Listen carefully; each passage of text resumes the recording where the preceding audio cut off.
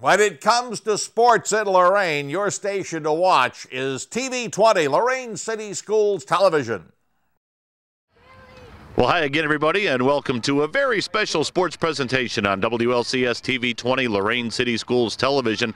Tim Elkhorn, along with Hyatt Hernan. We are here at Campana Park as we get set to bring you some girls softball. It will be the Lorain High Lady Titans under head coach Pam Jackson taking on Euclid. Lorain coming into the ball game with a record of 7-11, taking on a Euclid club that is 9-6 on the year. And Hyatt, it's a little bit chilly out here at Lorain this afternoon, but I think for Pam Jackson's club, an interesting battle against this Euclid team. Yeah, it was cold last time these two played.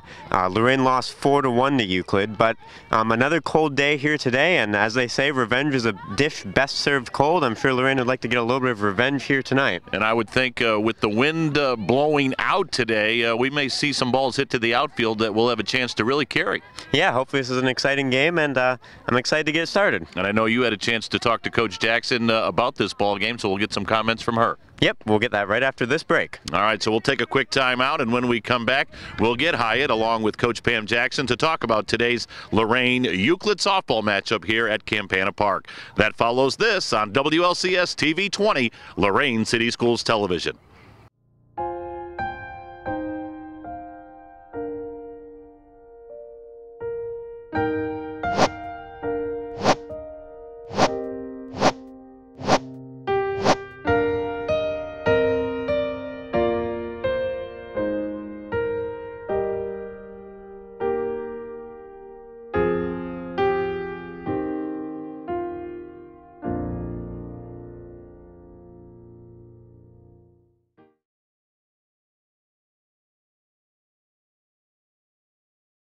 Hi there, sports fans. I'm here with Lorain High softball coach Pam Jackson.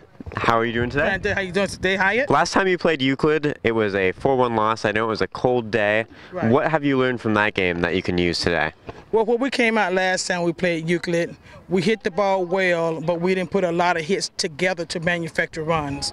Hopefully, since the season gone along and weather's gotten warmer, hopefully we can put a lot of hits back-to-back to get some runs come across the plate.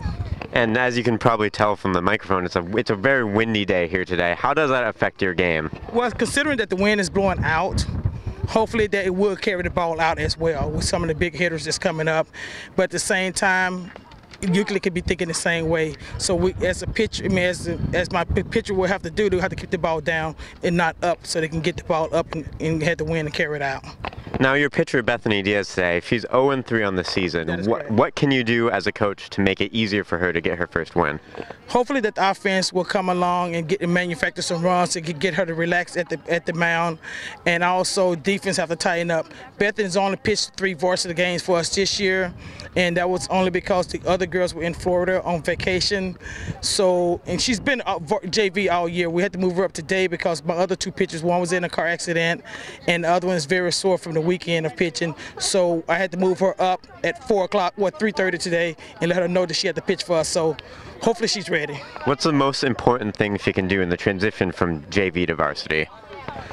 Patience. Patience, and believe in your pitches and believe in your team, and don't panic and don't play up under pressure, and just relax. All right, thank you, Coach. Thank you very much. Good luck out there. Thank you, Mr. Bob. And we'll be back with softball action after these messages on WLCS TV 20. They've stormed beaches and freed countries. They've raised our flag and our hope. They've been called leathernecks. They've been called devil dogs. But above all, they're called Marines.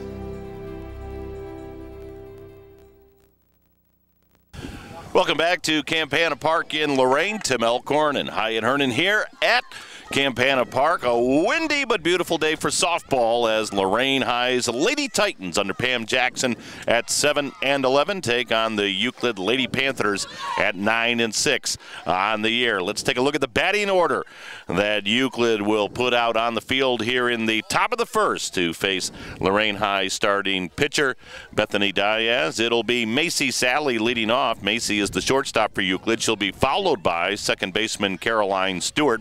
Hitting third will be the center fielder Jerry Williams. Batting cleanup for Euclid today will be their pitcher Isabella Roberts. Batting fifth, the third baseman Jalen Steele. Hitting sixth will be the catcher for Euclid today Paige Ball. Hitting seventh will be the designated player Megan Ginley. Hitting eighth for Euclid will be Jasmine Jones, and hitting ninth will be the right fielder Larisha Jones. And Hyatt for Lorain High defensively, outfield and then infield. All right, outfield starting with left field. Left fielder Alina Gnizak is starting. Center fielder Angelique Flores. And right fielder Holly Chesnick now going down the bases. Third baser Riley Butler. Shortstop Madi Otero. Second baseman Kayla Lurie. And playing first is Marissa Eichner. Pitching obviously Bethany Diaz. And playing catcher is Evangelica Diaz. Now, you had a chance to talk to Coach Jackson before the ball game, correct? Yes. And what did Coach Jackson tell you about today's matchup against Euclid? Well, one thing she said about the first game against Euclid was that they hit well, but they didn't hit well in streaks, so they couldn't put points on the board. She thought that they played a good game, but they could never really get on the same level as terms of getting points on the board. So we'll see if they can fix that here today. Again, Lorain's starting pitcher, Bethany Diaz. And we're just about set to get this ball game underway as Macy Zally will lead off for Euclid. And she will be facing the right-hander, again, Bethany Diaz in the circle for Lorain High. Lorain at 7 and 11 on the year, Euclid at 9 and 6. And we're just about ready for the game's first pitch. Glad you could dial in on WLCS TV 20, Lorain City Schools Television. Tim Elkhorn, Hyatt Hernan, and Joe Bach running the camera. And our game's first pitch is a called strike to Macy Zally. Our home plate umpire this afternoon, Dave Gilchrist, and working the base paths is John Stafford.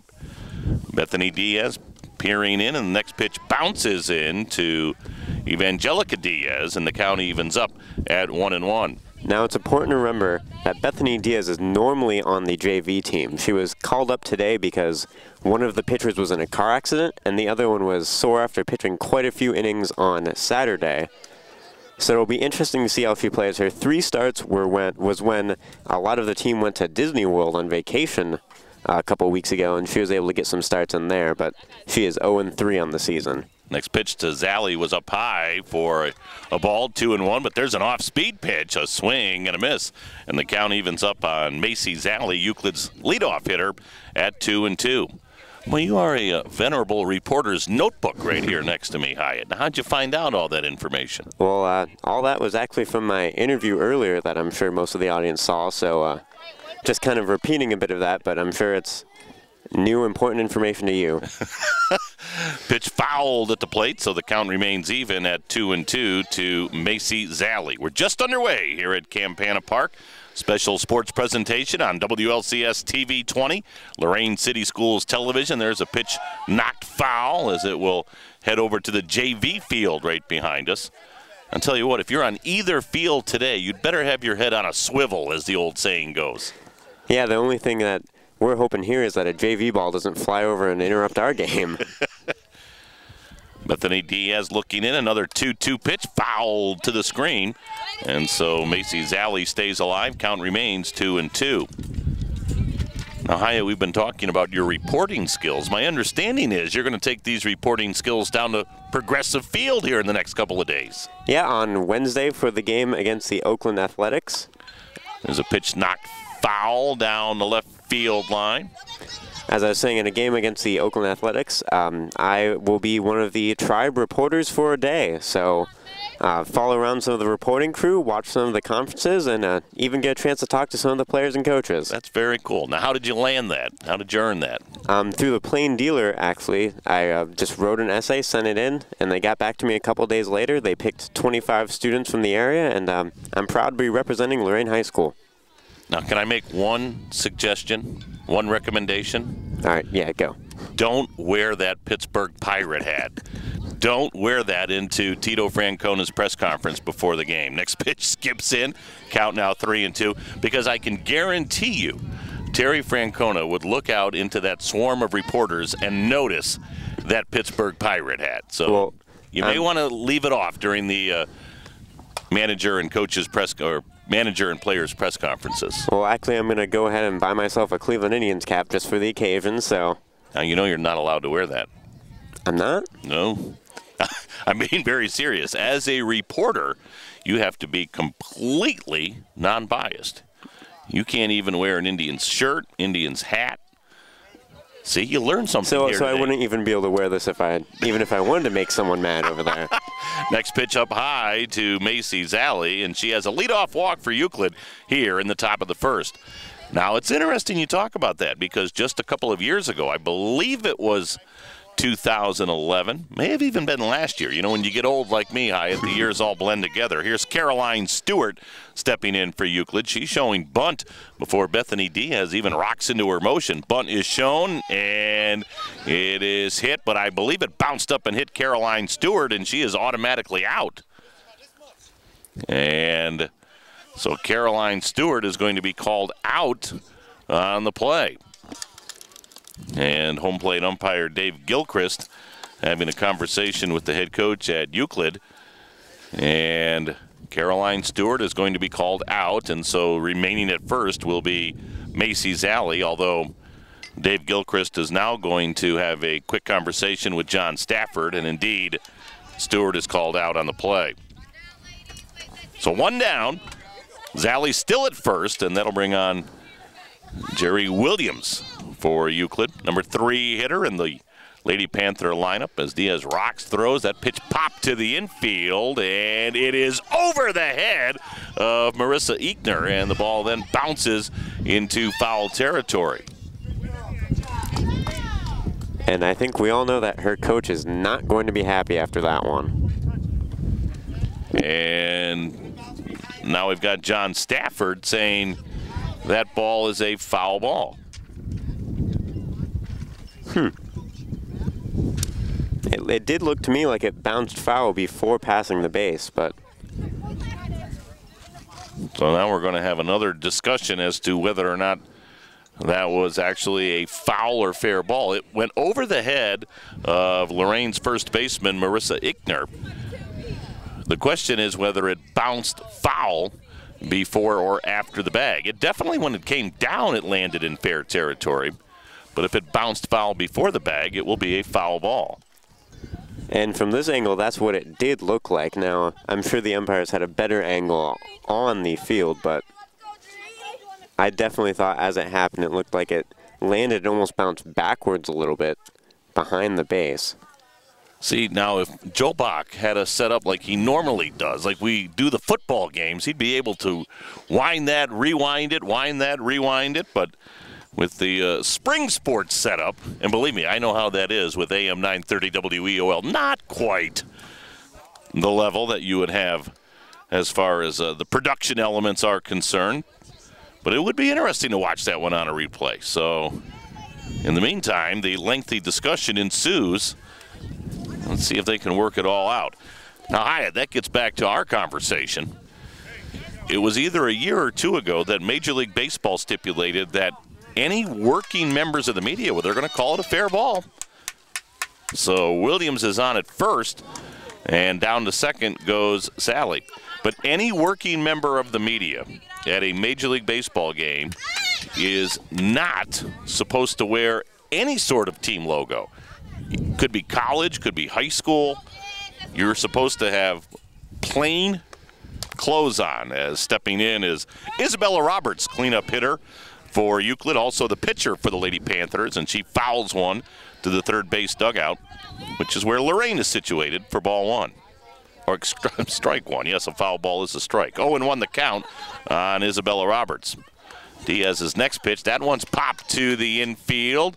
And making the catch is Mario Otero. Of course, that was the infield fly rule in effect right there. So the batter was automatically out anyway. Runners advance at their own risk, but Otero makes the catch for out number 2. Now, one thing to note is when there was confusion over the fair or foul ball, Zally actually made it to third base, but because of all the confusion, she was sent back to second base. She was rounding third before they made the call, but I think due to all the confusion over whether it was fair or foul, she got shipped back to second. So Jalen Steele now steps in for Euclid with 2 down, runners at first and second. We are in the top of the first, scoreless game here at Campana Park. Steele, after fouling one to the screen, then watches one skip by catcher Evangelica Diaz, and moving up on the wild pitch is Sally to third, and down to second went Caroline Stewart. Still 2 down, and the 1-1 pitch, a swing and a miss, and the count is now 1-2 on Jalen Steele. So when you head down there Wednesday, just remember, plain clothes, no logos. Next pitch, slow roller up the first base line, bobbled, and that's going to allow 1 run to score. Steele reaches on the air, and Sally comes in to give Euclid a 1-0 lead. And not a good start for Marissa Ickner. Not being able to get that ball out of the sun, and then that one rolling right past her. Still early, though, for her to turn around her game. No RBI, of course, for Jalen Steele, and that's an unearned run as Euclid jumps on top by a score of 1-0, and that'll bring on Paige Ball, right-handed hitter for the Lady Panthers, and she takes a strike on the outside corner. But that's a tough break for Bethany Diaz, because it appeared as though she was out of the inning, but I think Marissa maybe lifted her head up and wanted to head to the bag before she had that ball securely in her glove. There's a pitch that skips in to Paige Ball. And sometimes those simple plays can be the hardest if you're trying to get too far ahead of yourself. You can make a mental error and then...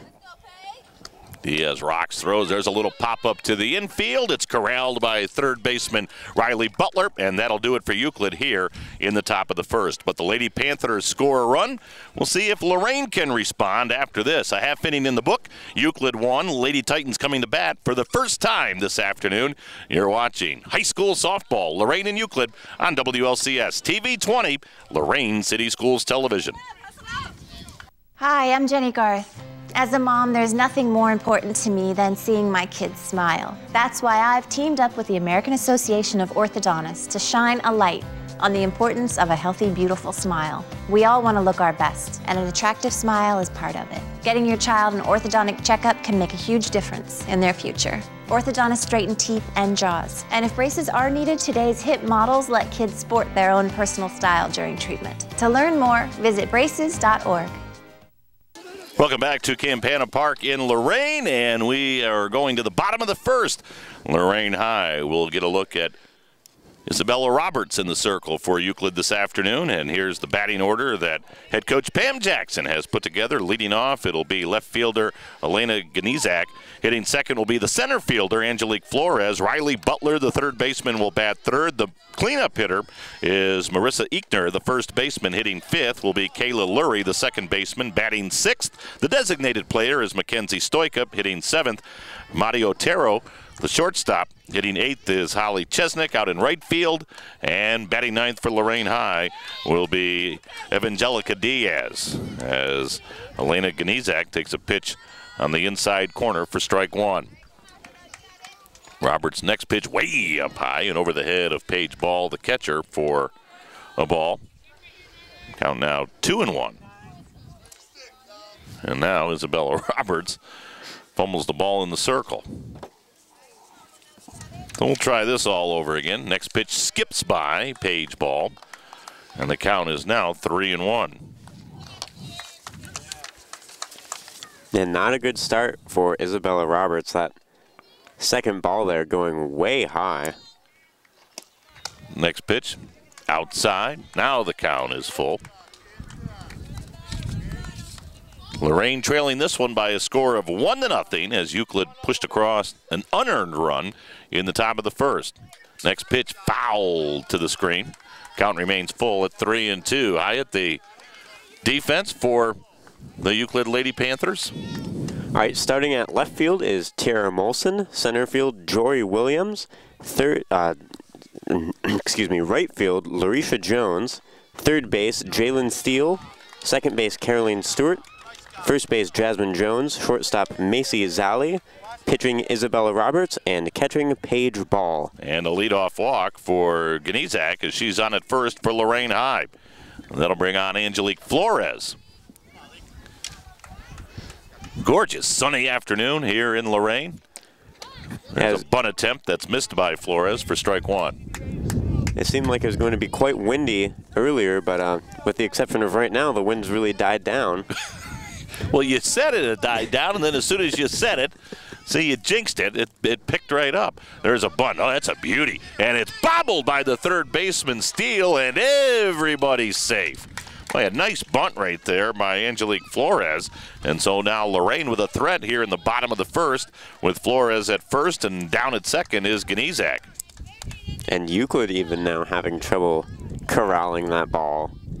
So that's a couple times we've seen fielders trying to get their mitts on the ball and not quite getting there. Riley Butler steps in for Lorain High. That's a strike. Butler, the number 3 hitter in Pam Jackson's lineup. Pam coaching in that third base box. Next pitch, a big cut and a miss, and the count is 0-2 on Riley Butler. Lorain with a threat here in the bottom of the first. Runners at first and second, nobody out, as they try to do some damage against Isabella Roberts. Next pitch, low and inside. As Riley Butler steps out of that box and now back in. Roberts looking into Paige Ball, rocks and throws, a swing and a miss. That ball may have been tipped, but Ball holds on to it. And Riley Butler is a strikeout victim here in the bottom of the first. One down with runners still at first and second. And Marissa Ickner will give it a shot for Lorain High. And Riley Butler looked very eager to swing.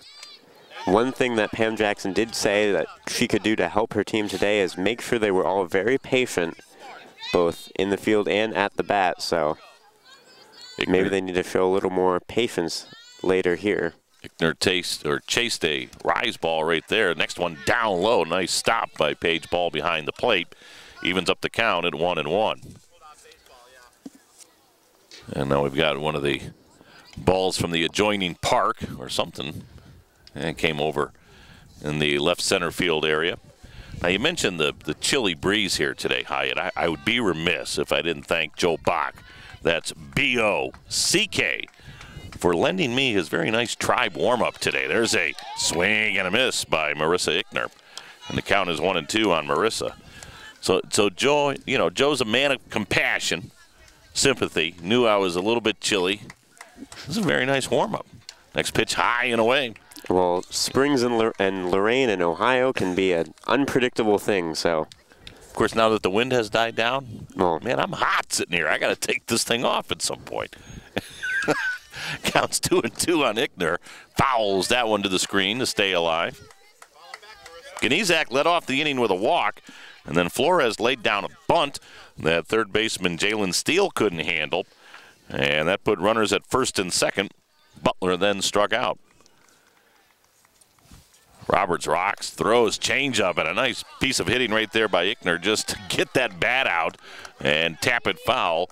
And she was fooled on that pitch, but she did a nice job of recognizing what the pitch was and just poked it to the screen to keep the at-bat alive. And I think Roberts a little bit frustrated by that. You got to force that 3, Mace. Here's the pitch. A swing and a miss for strike 3. Good pitch right there by Isabella Roberts. So she has fanned the last 2 Lady Titans. And with 2 down and runners still at first and second, and that'll bring on Kayla Lurie. Now, is this your first chance to see this team this year? This is my first chance to see this team, and this is my first chance to announce a baseball game of any kind in my entire career. So Well, there's baseball and there's softball. Well, yeah, baseball or softball, just lumped under the same umbrella. Either or. There you go. There's the 0-1 pitch, and there's a swing and a miss, and Roberts is one strike away from getting out of a pretty good jam here in the bottom of the first. Euclid on top, 1-0. Lady Panthers with a run in the top of the first inning. The 0-2 pitch, low and inside. Count now 1-2 on Kayla Lurie. And it's almost like we've seen two mirrored half innings. This very resembling Euclid situation in which they scored. They had a runner on first and second. A swing and a miss for strike 3. And so Roberts strikes out the side after allowing the first 2 runners to reach. She fans Butler, Ickner, and Lurie, and that'll do it for Lorain High here in the bottom of the first. No runs, no hits, 1 error, 2 left. And at the end of 1 full inning, Euclid leading Lorain 1-0 as we head to the top of inning number 2. You're watching Lorain High Softball. It's a special sports presentation on WLCS TV 20, Lorain City Schools Television. With video games, I'm always choosing between what my kids want and what I think is best for them. How about this one? Which is why I love these new rating summaries. They let me know exactly what's in the game. Players shoot lasers from an arm cannon. Robot enemies explode and limbs fly off. Maybe that other one's better. Yeah. Get your free game rating summary today, and with it, the world's most powerful weapon, knowledge. Tim Elkhorn along with Hyatt Hernan. Lorain trailing this one by a score of 1-0, and the leadoff hitter for Euclid here in the top of the second, Megan Ginley, shows bunt and is called for a strike. Wasn't sure if she was able to pull that bat back in time. It'll be Ginley, Jasmine Jones, and Larisha Jones, the 7, 8, 9 hitters for Euclid here in the top of the second. Lady Panthers up by a score of 1-0. Bethany Diaz getting the start today for Lorain High. Next pitch low and inside, and the count is now 1-1 to Megan Ginley. Here's the 1-1 pitch, another one that skips into Ginley. And the count is now 2-1 on Megan. Megan, the designated player, as she is hitting for the flex player, Tiara Molson, out in left today for Euclid. 2-1 pitch is a changeup on the inside corner, and the count is now 2-2. And Diaz giving up 1 run last inning. That really wasn't her fault. Next pitch floats up high, and the count is now 3-2. No, that's a good point, Hyatt. We mentioned Bethany should have been out of the inning, as it looked as though she was going to get the 3rd out, but Steele reached on an error, and that allowed the inning to continue. It also allowed Macy Zally to score. There's a swing and a miss, and down on strikes goes Megan Ginley. First strikeout of the ball game for Bethany Diaz. 1 up, 1 down for Euclid here in the top of the second. Jasmine Jones will now step in for the Euclid Lady Panthers, number 8 hitter.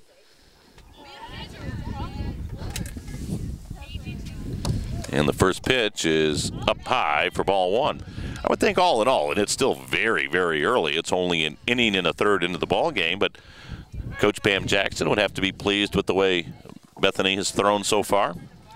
Next pitch actually just slipped out of her hand. Talk about jinxing somebody. Yeah, she was called up from JV very recently, so, I mean, with the limited time she's had to work on the varsity team, I'd say she's doing a real good job. Again, the 1 run wasn't really her fault. Other than that, she's been pitching extremely well for someone under that amount of pressure in that amount of time. Next pitch, bouncing ball. That one's fielded cleanly by Marissa Ickner. Steps on the bag, and they are quickly 2 down for Euclid here in the top of the second. So Larisha Jones will try to get it going for the Lady Panthers, and she will step in with 2 down and nobody on. 1-0, Euclid leading this one, an unearned run for the Lady Panthers in the top of the first. Larisha Jones, right fielder today for the Lady Panthers, and she watches a strike sail by. Euclid at 9-6 on the year, Lorain at 7-11. Here's the 0-1 delivery. Oh, that's a beauty, and the count is now 0-2 on Larisha Jones.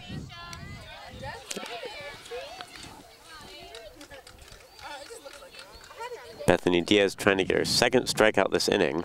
And she does. A swing and a miss. The throw will be made down the first, and it goes over the head of Marissa Ickner. And scampering all the way to second base is Larissa Jones. So Diaz does get credit for the strikeout. It'll be her second, but then on the throwing error, Jones ends up all the way down at second base. Boy, let's hope this doesn't come back to haunt the Lady Titans. As stepping in will be the leadoff hitter, Macy Zally. And for the second inning in a row, it looked like Diaz was about to get out of there with another well-pitched inning, but she can't quite get there. And not her fault at all. I mean, she pitched perfectly, and just some errors, and she's right back in it. And there's a line drive, base hit into left center field. Larissa Jones will score easily, and Ganizak out in left center field scoops it up, and holding at third with a triple is Macy Zally. Wow, so the throwing error against Lorain High comes back to haunt them big time.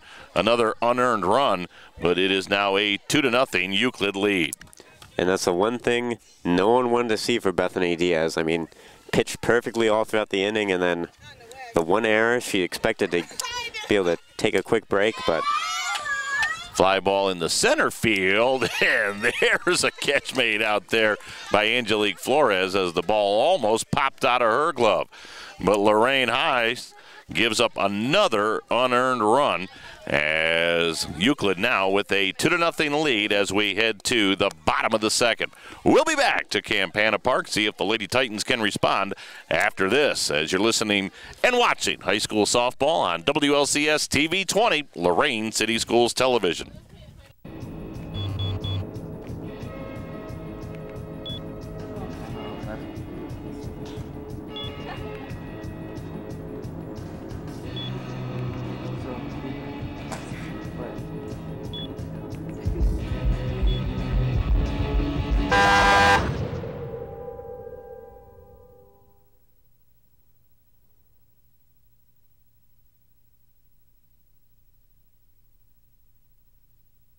Bottom of the second here at Campana Park. Tim Elkhorn, Hyatt Hernan, and Lorain High now trailing this one by a score of 2-0. And let's see if Mackenzie Stoika can get things started for Lorain here in the home half of inning number 2. Boy, it's been a tough couple of innings for Lorain High starting pitcher Bethany Diaz, as her defense has let her down somewhat. 2 unearned runs for Euclid. First pitch to Stoika is outside for ball 1. Next pitch is on the inside corner from Isabella Roberts. Evens up the count at 1-1. Isabella Roberts in that circle for Euclid. There's a pitch foul to the screen, and the count is now 1-2.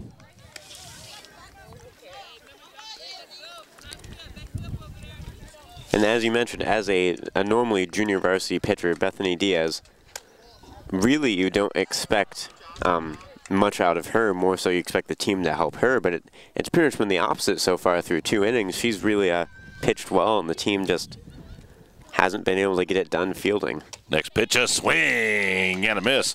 Stoika goes down on strikes, and going back to last innings, that is now 4 straight strikeouts by Isabella Roberts. You keeping score over there, Hyatt? I am keeping score the best I can with my limited graph paper.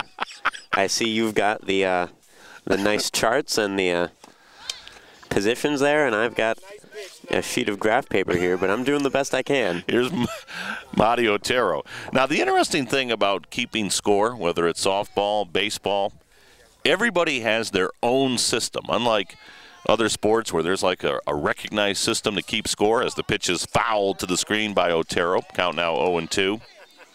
If someone were to look at my score sheet who really knows how to score a game, they'd be like, what the heck are you doing? I mean, but everybody kind of has their system. So this is mine. It works for me. I can go back and kind of tell who has done what. Next pitch inside to Otero. And the count now 1-2. Number 7 hitter in the Lorain lineup, playing shortstop today for Pam Jackson's club. Trying to get something going with 1 down here in the bottom of the second. Next pitch way up high by Isabella Roberts. But I had to have a a little lesson with you before the ball game, but everybody needs to learn about how each player is numbered on the field. And that's something that, again, is very unique to baseball. You know, you don't see in football. And softball, yep. And softball, as I make another mistake there. That's but not a mistake. Just got to keep track of what sport you're doing here, that's all. It's the same for both sports, though. There's a couple of unique rule differences between baseball and softball, the designated player and all that sort of stuff. I think the pinch running rules are a little bit different. That pitch fouled by Otero. Good at bat rate here by Otero.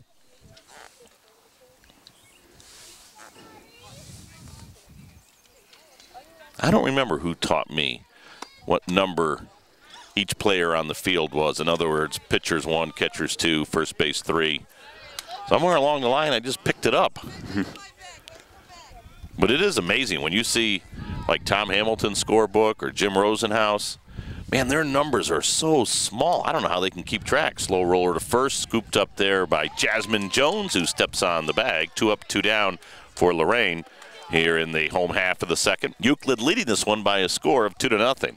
But they write these tiny little numbers high, and yet they can I tell you, they would look at mine and go, my goodness, what do you need all that for? And it's very true that they're all different. I mean, I've been taught by, people. I've looked it up on the internet, and it seems like every single place you go, someone's telling you to do things differently. So it seems like it's almost best to come up with your own method that works for you. Well, the basic scoring plays are the basic scoring plays, as Holly Chesnick steps in for Lorain High, and after taking a pitch up high, watches one hit the inside corner to even up the count at 1-1. I mean, a ground out to third is 5-3. No matter whose scorebook you're looking at, you'll see 5-3. But it's how they keep track of how players moved around the bases. That's what's unique about everybody else's scorebook. You all do it, everybody does it differently. Next pitch, a swing and a miss by Chesnick. Count 0-2. 2 down, nobody on for Lorain here in the home half of the second. They trail it by a score of 2-0. Next pitch, just inside as Chesnick backed out of the way. Count runs full on Holly. Number 8 hitter in the Lady Titan lineup. They trail this one 2-0. Euclid with unearned runs in each of the first 2 innings. And there's a swing and a miss for strike 3. Boy, good start for Isabella Roberts as she has fanned 5 in the first 2 innings. And we've completed 2 here at Campana Park. Euclid on top 2-0 as we head to the third. Hyatt Hernan's going to give it some play-by-play here in the third inning. That follows this as you're watching Lorain Lady Titan Softball on WLCS TV 20, Lorain City Schools Television. The Asthma and Allergy Foundation of America has important information for the millions of people with asthma. You may not know there are 2 main causes of asthma symptoms: airway constriction you feel and inflammation you may not feel. Learn how to better manage your asthma by treating both main causes of asthma symptoms. Treating both causes can help prevent symptoms before they even start. And preventing symptoms could mean a smoother ride. For more information, go to asthma.com. Hello and welcome back to Campana Park for some softball action. The Lorain Lady Titans versus the Euclid Lady Panthers. Starting off this inning for the Panthers, hitting is Jory Williams. As that pitch goes ball. So 1 ball, no strikes here for Bethany Diaz. The hit grounds down the left side past the third baseman, past the shortstop. And getting to first base is Jory Williams. And Bethany Diaz does not start the inning the way she wanted, but she's pitched quite well so far through 2. Both runs unearned on errors for Euclid. As coming to bat is pitcher Isabella Roberts. Showing bunt. Bethany Diaz winds up. And the strike as Roberts couldn't get the bat back in time. Isabella Roberts showing bunt right there. Hyatt surprises me a little bit. Cleanup hitter. You wouldn't think she would be in a sacrifice situation. Well, now as the ball grounds low, Williams is able to make it to second base. And for that one, Roberts kind of pulled back and wasn't showing bunt anymore. able to get Williams there on the ground error. The pitch, and that one goes strike. So 1-1 here for Diaz.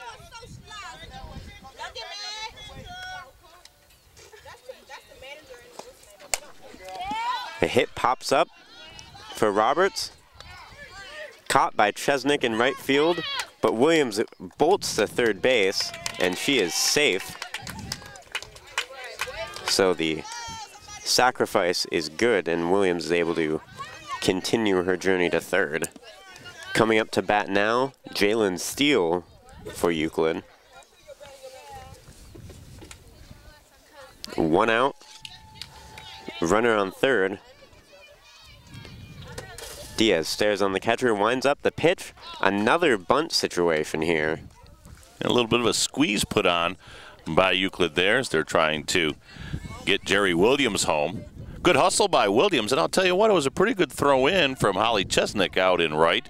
Got it into the cutoff person, Madi Otero. Her throw just a hair late to third.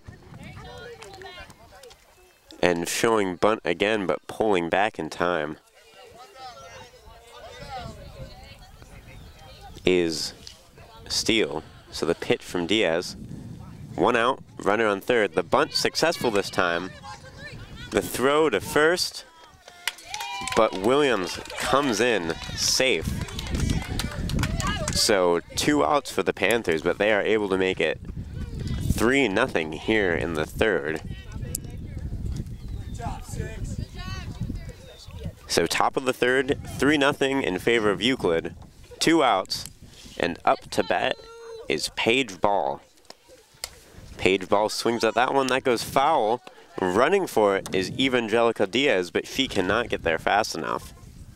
Tell you what, that was good softball right there by Euclid as Williams came down the line just far enough so that as soon as that throw was made to first, she was just motoring towards home. The hit able to be fielded and out. That was Kayla Lurie to Marissa Eichner, and that ends the inning for Euclid. They were able to get 1 up on the board here today, and we'll be right back after these messages on WLCS TV 20.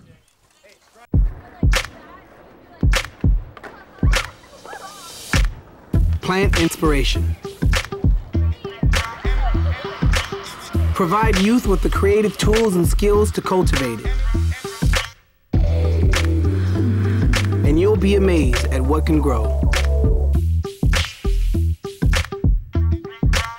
Adobe Youth Voices and the Peapod Foundation.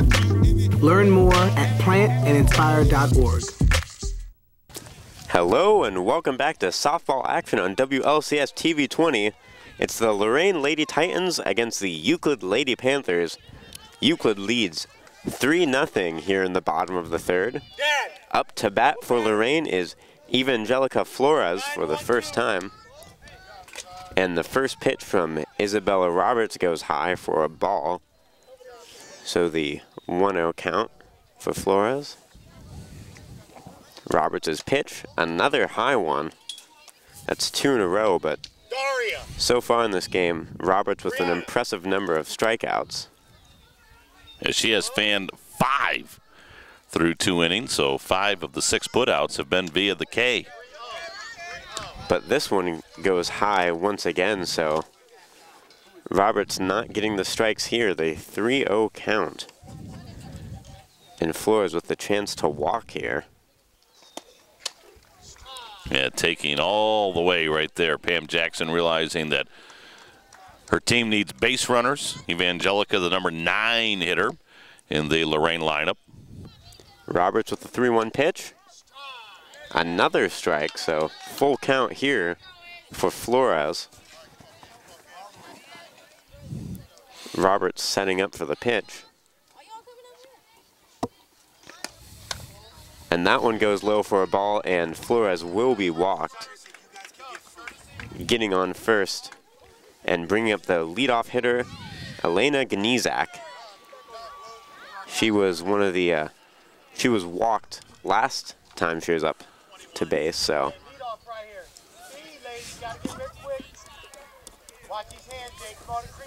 Oh, excuse me, I apologize. It was Evangelica Diaz, not Flores.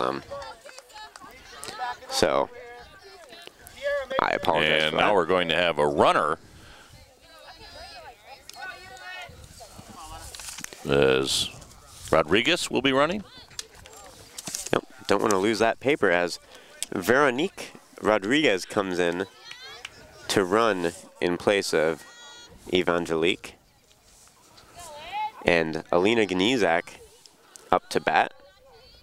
No outs, runner on first for Lorain. The first pitch fouled up and nearly into the JV practice field. Would have been the second one there today. Roberts at the mound. 0-1 count. That one low and taking off is Rodriguez, and she makes it safe to second, so Rodriguez running for Evangelique makes it to second base. And with no outs here in the bottom of the third, Lorain finally threatening again.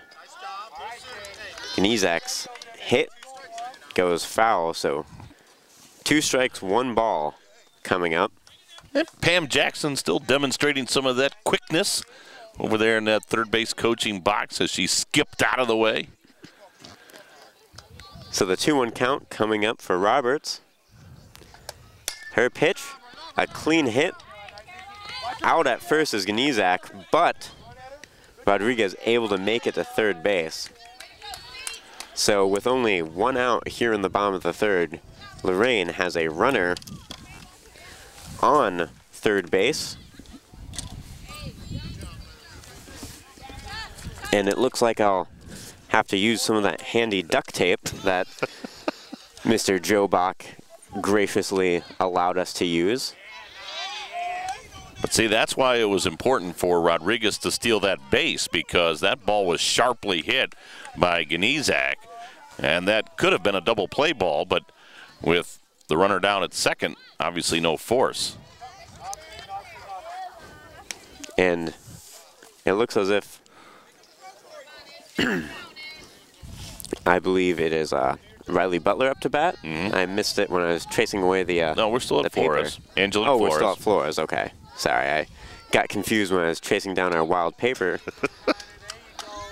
She looks as if she's going bunt, but unable to get the ball on the bat there, trying to bring home Rodriguez. Roberts' pitch. Low for a ball.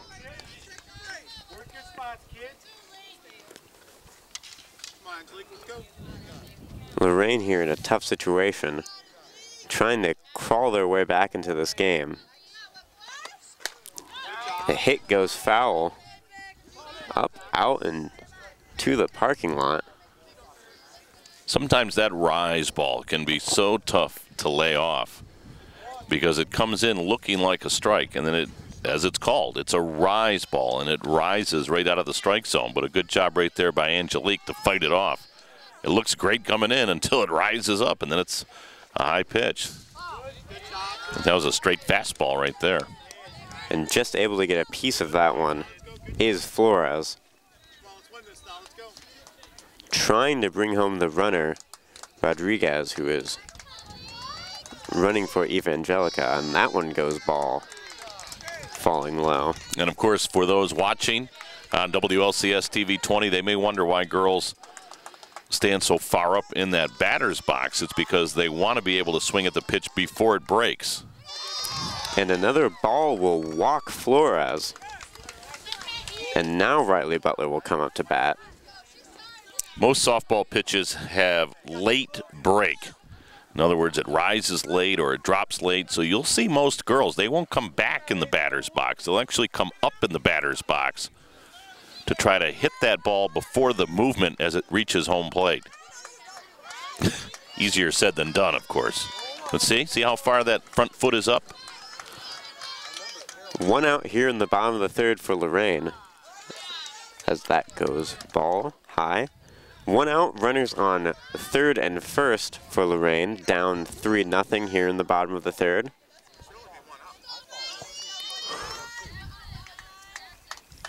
Roberts' pitch.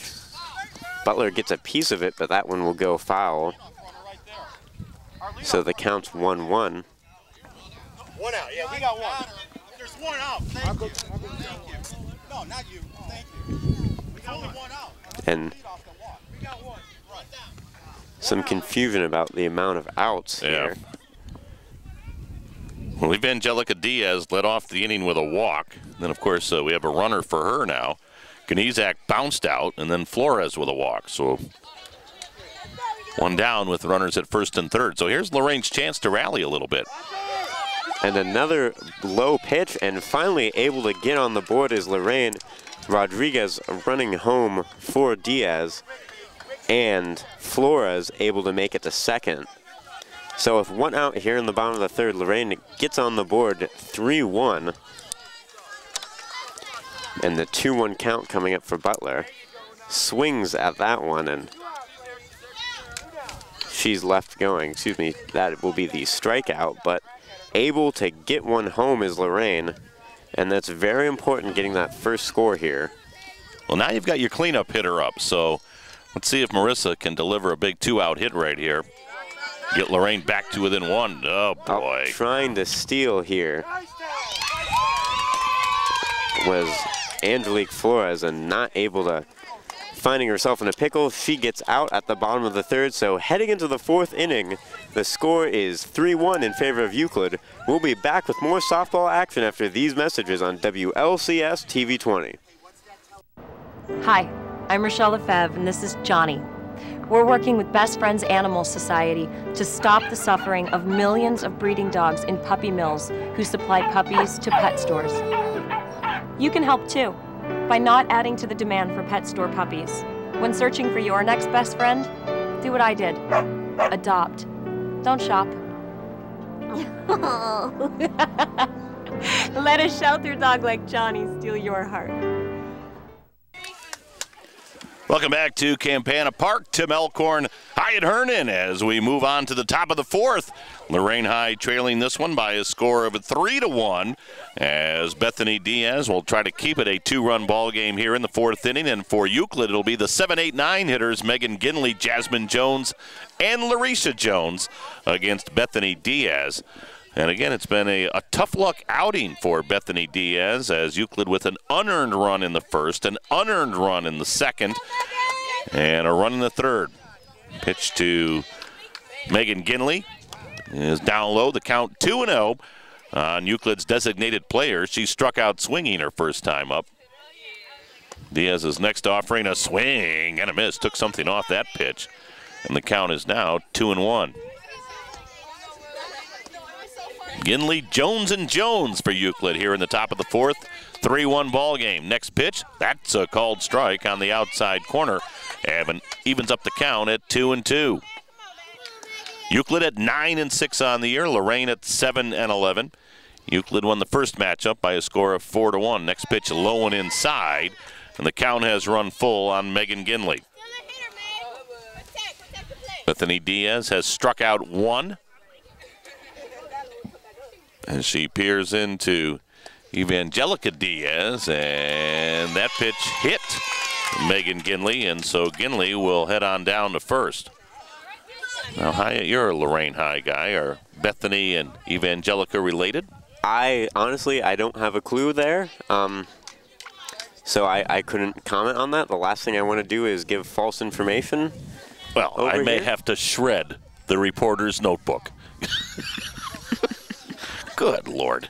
All right, here's Jasmine Jones, and Jones takes one down low for ball 1. Now, we were talking about the Diaz's. Of course, right now you've got Jasmine Jones up for Euclid with Larisha Jones in the on-deck circle. Not sure if they're related. Next pitch sails up and in. The count 2-0 on Jasmine Jones. She bounced out to Marissa Ickner her first time up. Count 2-0 on Jasmine. Ginley at first after being hit by a pitch. Next pitch way up high, and the count now 3-0 on Jasmine Jones. So Euclid trying to do some damage here in the top of the fourth with the bottom of their order. 7, 8, 9 hitters. Ginley on at first with nobody out. 3-0 pitch, skips in, and a 4-pitch walk to Jasmine Jones puts runners at first and second with nobody out. And a lot of these pitchers for Diaz this inning have been going low. You wonder how long she could keep up those well-pitched first innings while still giving up runs.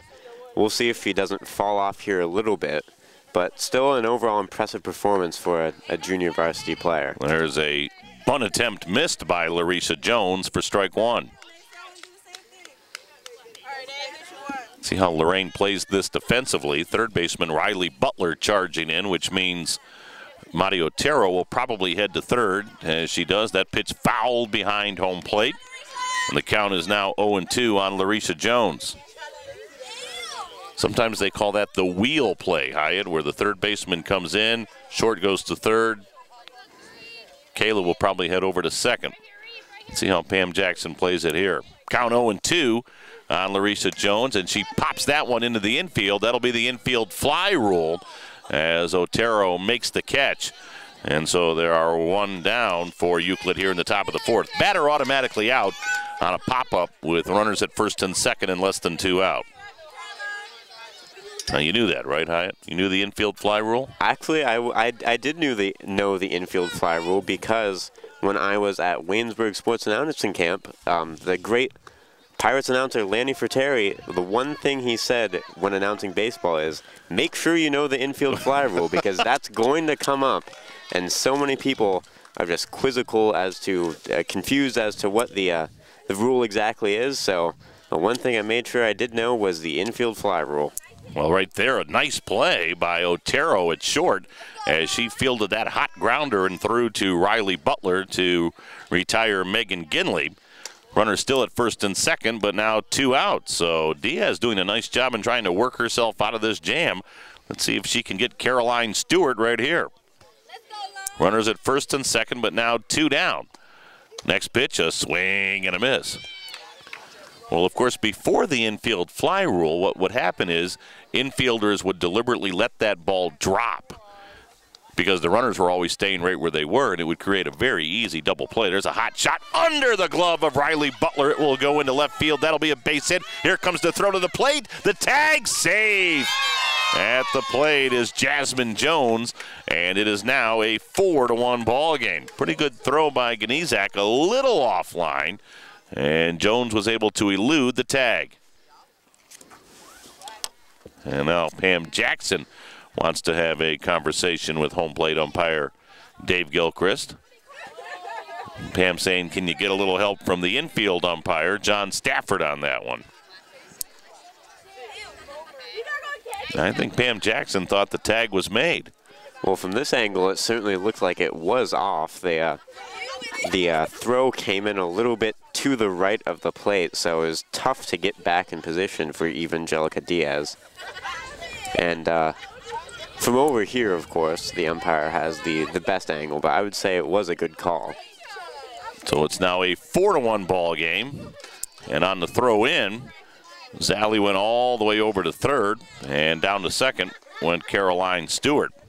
And here's Williams with a pop-up into short right, or into the short right side of the infield. Dropping back is Kayla Lurie to put it away, and that'll do it for Euclid here in the top of the fourth.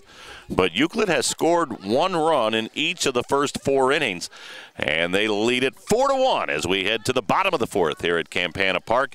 You're watching Lorain Lady Titan Softball on WLCS TV 20, Lorain City Schools Television.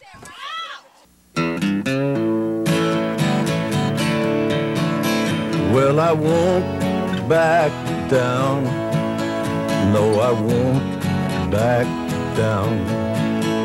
You can stand me up at the gates of hell, but I won't back down. And I won't back down.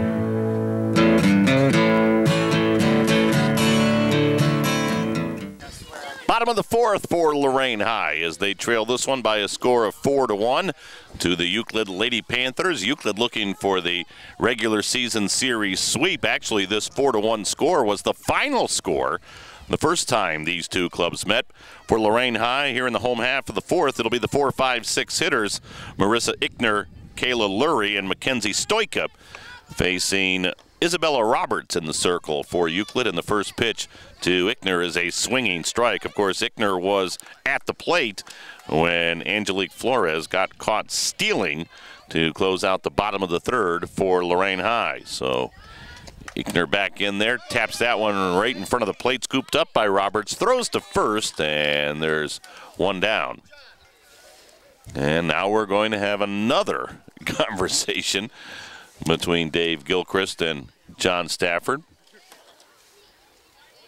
A quite short conversation. And I think Pam Jackson wanted to see if that ball had come up and either hit Ickner or perhaps hit in foul territory, but Ickner is called out. 1-3 on the play, and that'll bring on Kayla Lurie for Lorain High. Lurie, a big swing and a miss for strike one. Lurie was a strikeout victim her first time up, as Isabella Roberts has fanned 6 for Euclid. Right-hander rocks, throws. There's a cut and a miss, and the count quickly 0-2 on Kayla Lurie. Lurie, the number 5 hitter in Pam Jackson's lineup. She'll try to get something started with 2 strikes and 1 out.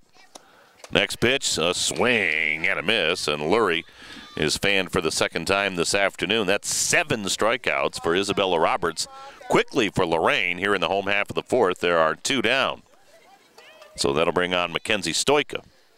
And we saw in the one inning they scored, the thing that Lorain really tried to do was get runners on base. Here they 2 outs without getting anyone near the base really slows down anything they were building from scoring in the third inning. Next pitch, there's a line shot down the right field line. That'll drop for a base hit. Nice piece of hitting right there by Mackenzie Stoika. 2-out single here in the home half of the fourth. And that'll bring on Madi Otero. Am I pronouncing that correct, Hyatt? You are pronouncing that completely correct. And what class do you share with her? Chemistry. So, yeah, chemistry. Are you in advanced chemistry? Like, are you one of the real smart kids? Actually, I'm in PSEO chemistry, which counts as a college credit, so. Good Lord. You know what chemistry I know? What? H2O. That's what I know. Not to be confused with HBO.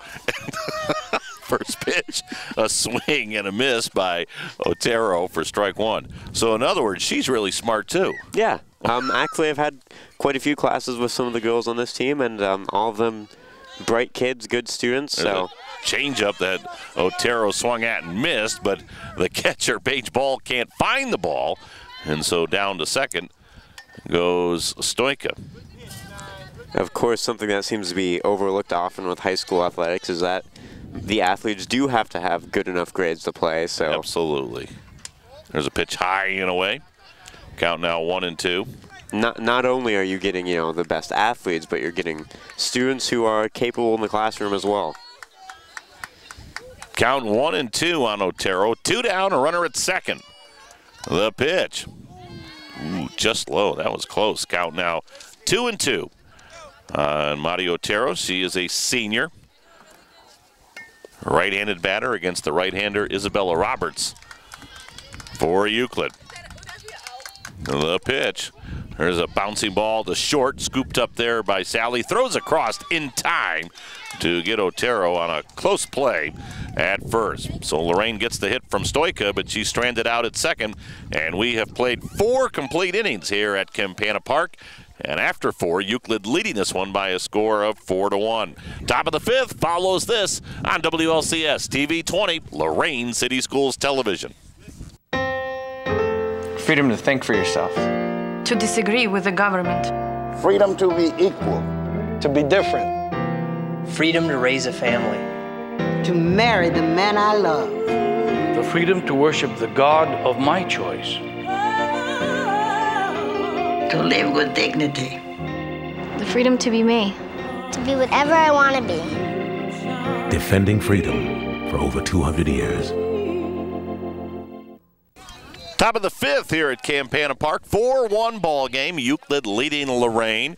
And here in the top of the fifth for the Lady Panthers, it'll be their 4, 5, 6 hitters. Isabella Roberts, Jalen Steele, and Paige Ball against Bethany Diaz in the circle today for Lorain High. Slow roller to short on the first pitch. Otero has it, and there's no play. So Isabella Roberts is on to lead things off for Euclid here in the fifth. And now we're going to have a courtesy runner for the pitcher. It'll be Maria Castro.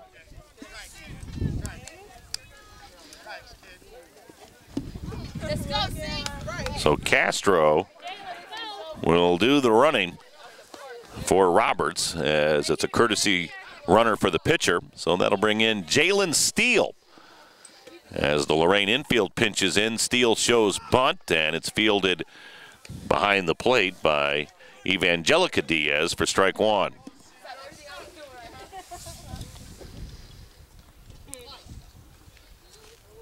Bethany Diaz peering in. Next pitch, bunted at and missed, and the count is now 0-2. So again, Castro is running for Roberts over at first. Euclid looking to add to a 4-1 lead. They've scored one single run in each of the 4 innings they've been at bat. Diaz rocks, throws. There's a bouncy ball right back to Diaz. She'll throw to first for the easy putout. As Steele is retired, down to second will scamper Castro. One down for Euclid here in the top of the fifth. And that'll bring on Paige Ball. And last time a designated runner was brought into the game, it was for Lorain, and that was their only score so far through this one. As you mentioned earlier, the current 4-1 score, the score of the April 17th game against Euclid for Lorain, that was the final score. They lost that game, but so far they haven't had much better luck here. A valiant effort by Bethany Diaz, the junior varsity pitcher. There's a swing and a miss, but the ball got by Evangelica Diaz on the wild pitch. Castro ends up over at third. And the count on Paige Ball is now 1-1. Bethany Diaz looking in. The pitch is chopped to short. They're going to come home. Otero's throw, the tag, and out at the plate is Castro. Oh, what a throw by Madi Otero. And we were talking earlier about how smart this young lady is. Well, she made a brilliant play right there, Hyatt. What do you think? Well, a quick decision there, and when you get the ball in your mitt, you have to make a quick decision. Looking over to first quickly, noticing that the easier and overall more productive play is at home, and just a great throw, able to get it there in time. Good play. So there are 2 down, ball at first, and Ginley fouls the first pitch off for strike one. There's a swing and a miss. The runner goes, throw down, and out at second base is Ball trying to steal. Well, Lorain's defense steps up here in the 5th inning as Otero with a great throw home to retire Castro. And now Diaz with a terrific throw down to second to get Ball trying to steal. So that'll do it for Euclid here in the top of the 5th. No runs, 1 hit, no errors, and nobody left. And at the end of 4 1/2, Lorain High still trailing this one 4-1 Euclid as we head to the bottom of the 5th. You're listening and watching Lorain Lady Titan Softball on WLCS TV 20, Lorain City Schools Television. McGruff the crime dog here. We've all heard of identity theft. Now I'm going to show you how those thieves do it. Watch. He's secretly photographing her credit card with his cell phone. Now watch. They pretend they have a package to deliver, and while they're trying to fit it in the mailbox, they're taking her credit card payments and other paid bills. To learn how to protect yourself from identity theft, go to weprevent.org. Keep your identity to yourself and help take a bite out of crime. We head to the 5th, bottom of the 5th here at Campana Park in Lorain. Tim Elkhorn, Hyatt Hernan, and Lorain's Lady Titans will need to rally here as they trail this one by a score of 4-1. Although Euclid in the top of the 5th for the first time the entire game doesn't score a run during at bat. They had single runs in the 1st, 2nd, 3rd, and 4th. Lorain's only run in the bottom of the 3rd Evangelica Diaz walked, stole second, went to third on a fielder's choice, and scored on a wild pitch. And Lorain's still in this one, down by 3. Pan Jackson's club at 7 and 11. Euclid coming in at 9 and 6. Hyatt? Yeah, a few fielding errors in the first 2 innings really made it a bit farther of a gap in score than they would have wanted. Again, without those 2 errors, they probably would have gotten out of those innings easily, and it would be a 2-1 game right now instead of a 4-1 game. Absolutely. But I mean, totally agree. That's in the past now. You have to put that behind you. You still have 3 innings for Lorain to play at bat. So you've got to get something done now. Don't worry about what happened before. Just keep looking forward and try to get some hits up on the board. Holly Chesnick, Evangelica Diaz, and Elena Ganizak for Lorain here in the home half of the 5th. The 8, 9, and 1 hitters, and Chesnick tries to bunt and misses for strike 1. Isabella Roberts pitching for Euclid.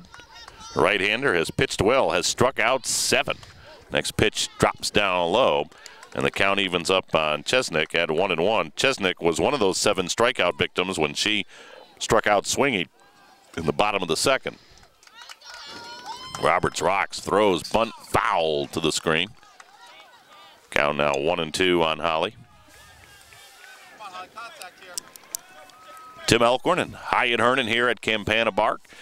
Joe Bock, that's B-O-C-K, running the camera down the first base line. Joe does a little bit of everything. Snaps pictures, next pitch up high. Well, he is doing everything here today. He's doing the camera work. He's got our sound leveled. He's probably going to edit it when he gets back to the school. He's a one-man wrecking crew. Hardest working guy in Lorain City school system. Someday he'll get a raise. Strike 3 called. Boy, I'm not sure about that one. Neither is Chesnick. That's the 8th strikeout in the ball game for Isabella Roberts. And she's had quite the afternoon here today. That'll bring on Evangelica Diaz for Lorain High, number 9 hitter in the Lady Titan lineup. They're looking to rally in a 4-1 ball game, and that pitch is a called strike. Wind starting to pick up a little bit again. It had died down for a while until Hyatt mentioned that it had died down. Next pitch is a called strike on the inside corner, and the count is now 0-2. Boy, it looks as though Mr. Gilchrist's strike zone is starting to expand a little bit as we move into the later stages of the ball game. That one's up and away. Count now 1-2 on Evangelica Diaz. Yeah, a lot of the pitches that I thought would be low have slowly been making their way into that strike zone. There's a change-up that Diaz waited on and fouled out of play. Nice play right there by Diaz as, again, she waited on that changeup and just poked it over the backstop to keep the at-bat alive. 1 down, nobody on, bottom of the 5th. Next pitch. That one was inside. The count is now 2-2 on Diaz.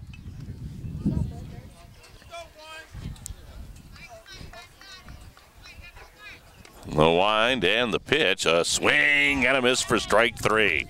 And that's 9 in the ball game for Isabella Roberts. 2 down, nobody on. And we'll go back to the Lorain top of the order. And Elena Ganizak will step in for the Lady Titans.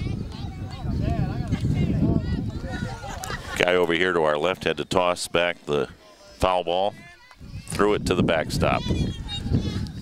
I mean, Joe Bach could even do better than that. Bach may only hit the dirt, but he at least would get it across the fence. Good Lord. 2 down, nobody on. There's a foul tip for strike 1. Has Joe ever shared with you his unbelievably athletic talents and accomplishments when he was back in high school? He has actually not, no. Well, because there wasn't any.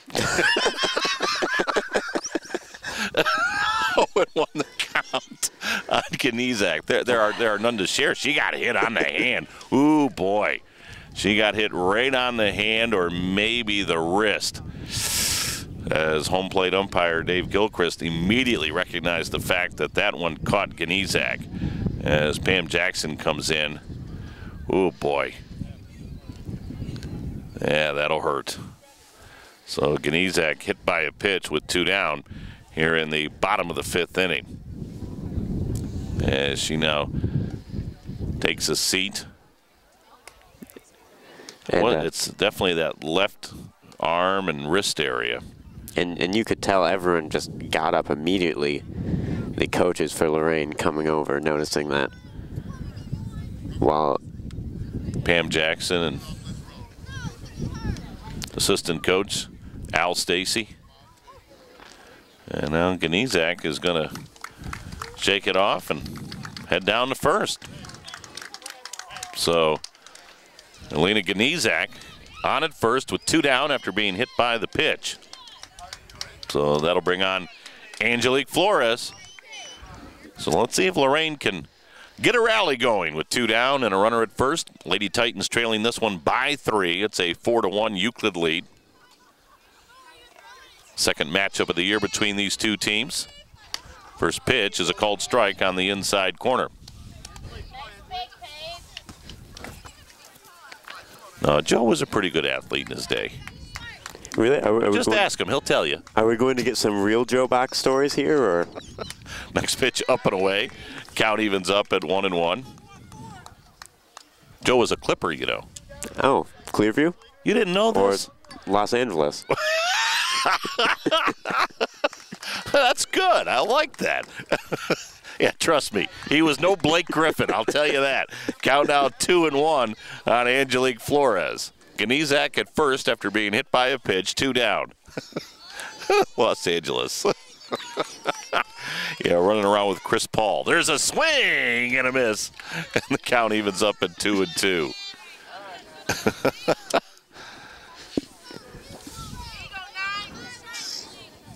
2 balls, 2 strikes. Runner at first, 2 out. The pitch just down low.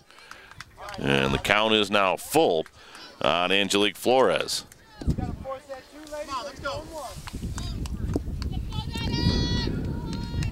Isabella Roberts looking in. And the pitch outside, ball 4. So after striking out the first 2 batters in the inning, Ganizak hit by a pitch and Flores walks. And so here's Lorain with the opportunity to really get back in this thing. 4-1 ball game, but runners at first and second, and Riley Butler stepping in now for the Lady Titans. And Lorain really has to make sure they pick their swings well. They try to play mistake-free softball, because with 2 outs and this kind of opportunity, this is something in a 3-run game. They're down 3 runs. They can't afford to waste this. Well, Riley has yet to figure out Isabella Roberts. She has struck out swinging 2 times in the ball game and takes a strike on the outside corner right there.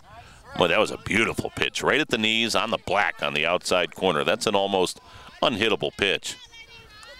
Not a lot Riley could do with that. Here's the 0-1 offering, a swing and a miss. That one dropped down low, and Riley went after it, and she is behind in the count at 0-2. Ganizak at second, Flores at first, 2 down. Butler behind in the count at 0-2. The pitch, that one's popped into the infield, and second baseman Caroline Stewart goes a few steps to her right, puts it away, and that will do it for Lorain High here in the home half of the 5th. They threaten, they leave 2 on, and we have played 5. Lady Titans still trailing this one by a count of 4-1. Top of the 6th, and Hyatt Hernan back on play-by-play comes your way after this on WLCS TV 20, Lorain City Schools Television. For the people in our armed forces, it's a time of sacrifice, a time of duty. That's why we've joined together to form the Armed Forces Relief Trust to help military families cope with financial and medical emergencies at home. The 4 military aid societies gave millions last year to cover unexpected medical expenses, child care, and more. But with so many overseas, the need is greater than ever. They're serving us. Let's serve them in return. And welcome back to lady softball action here on WLCS TV 20. Euclid to Lorain. Euclid leads 4-1 here in the top of the 6th. They had scored in every inning except for the 5th inning, where Lorain was finally able to make a couple really good defensive plays and shut them down. But they need to continue that kind of stellar defensive play here to try to keep in this one, as the first hit fouls. Another foul for Megan Ginley.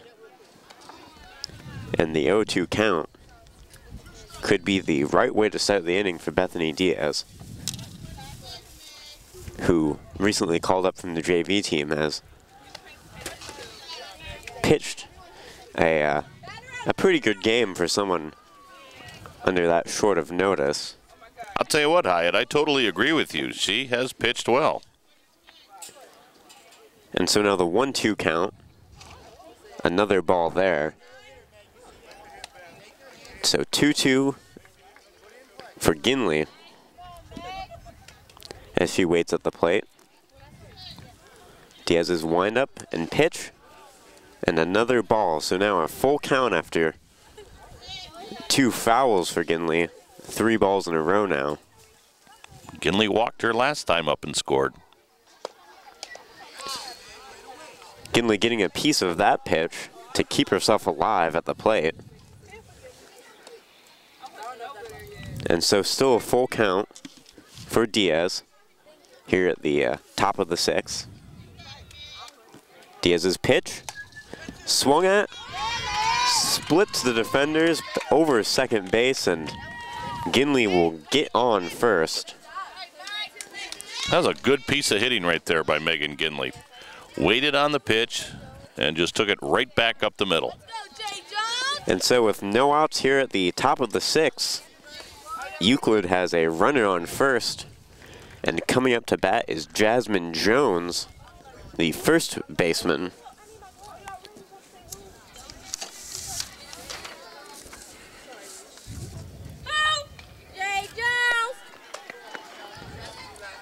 Showing bunt, but that pitch goes high for the ball. The 1-0 count for Jasmine Jones.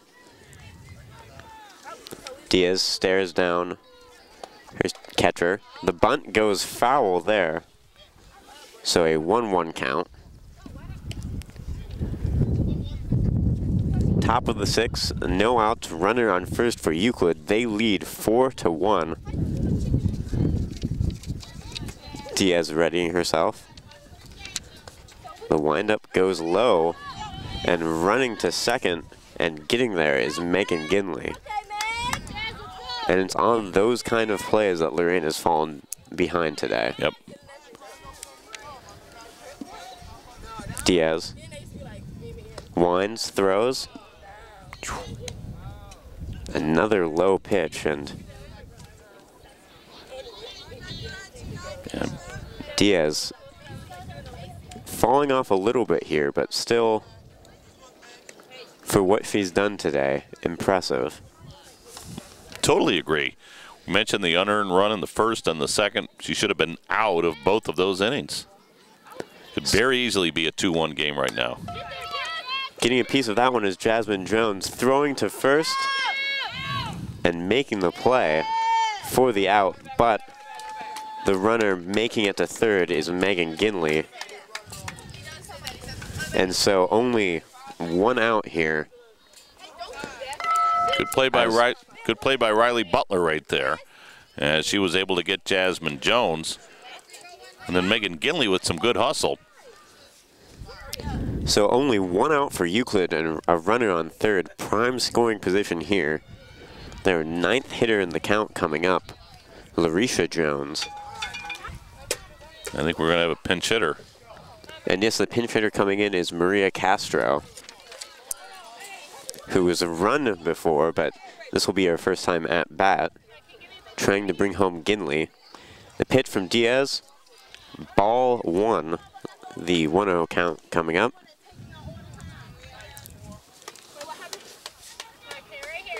Diaz's pitch, the bunt attempt goes foul, so a 1-1 count. here for Castro.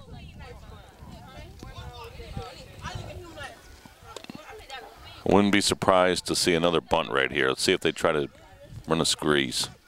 And yes, the bunt comes, but that one just off the side of the bat once again. So 2 fouls now on the bunt attempts. Makes it a 1-2 count.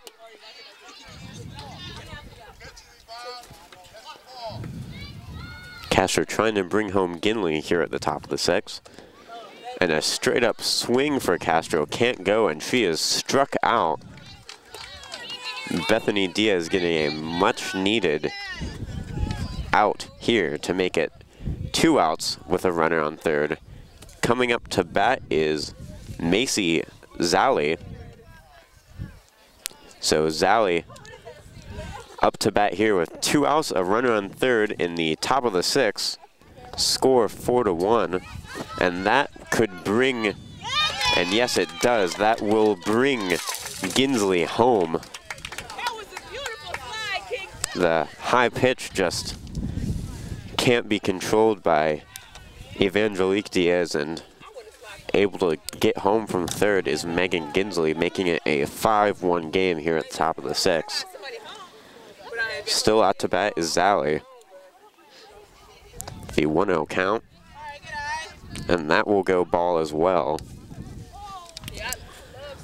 So the 2-0 count here for Zally here in the top of the 6th. 5-1 is the score, 1 run coming in this inning. And another ball makes it a 3-0 count.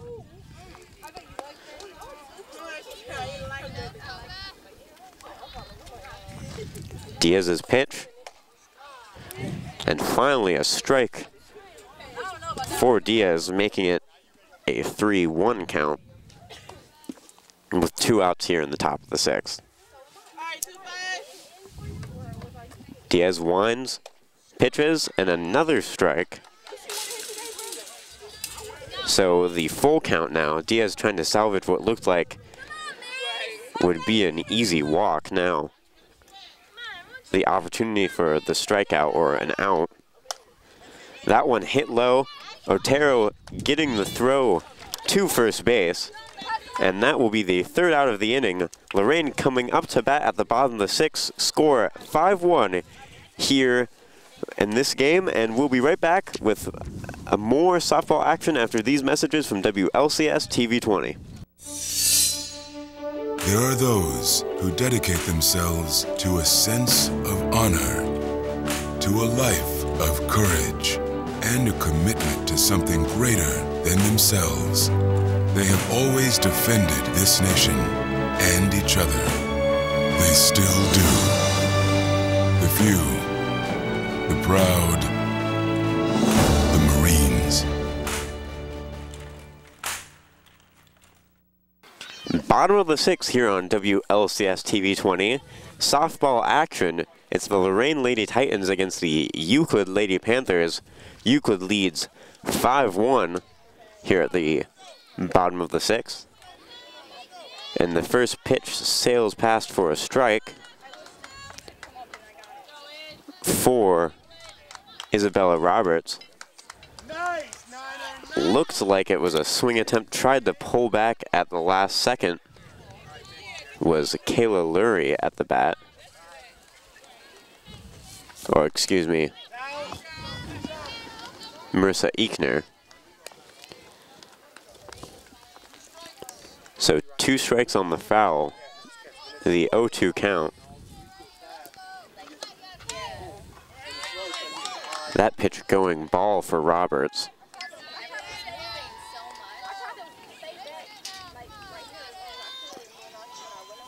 So the 1-2 count, pitch coming, another high ball, making this count 2-2 here in the bottom of the 6th. And Roberts has been pitching excellently all afternoon. That one's skipping low. Full count here, 3-2. And I'm sure if you're Roberts right here, you just want to throw strikes. Your team's up by 4. You don't want to walk runners on and give Lorain a chance to rally. Let your defense do its work. Ball 4. And looks like Roberts didn't listen to your advice as that one goes ball. And Eichner will make it to first. If you think that's the first time nobody's listened to my advice, good Lord. So Lorain with a batter on, no outs. A well-thrown strike there by Roberts. I'm sure Pam Jackson right here will be very conservative with her runners on the base pass if we can get a hit through or move runners along. Right now, Lorain needs base runners. The 1-1 count for Lurie. No outs, a runner on first. Lorain trying to chain together a scoring opportunity.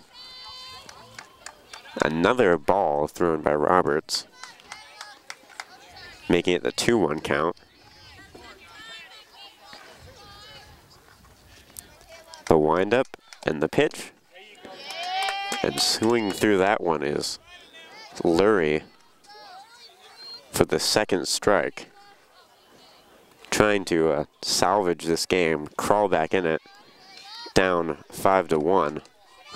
That ball goes low, and running to second is Eichner and making it there. So no outs still, full count, runner on second for Lorain here in the bottom of the 6th. And now we'll have the runner for Marissa.